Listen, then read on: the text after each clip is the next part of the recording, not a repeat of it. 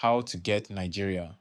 E-visa in 2 minutes. Want to visit Nigeria and wondering how to get a Nigeria e-visa? In this video, I'll show you the process step by step in less than 2 minutes. First, visit the official Nigeria e-visa portal, www.evisa.immigration.gov.ng. Always use the official portal and avoid third-party websites claiming faster approvals. Create an account, select your visa category, and fill in your personal details including passport information, travel information, and contact details. Upload your required documents. This usually includes your passport biodata page, passport photo, travel details, and any other documents requested. Proceed to payment, submit your application, and wait for processing. When approved, download your e-visa document and prepare for your trip.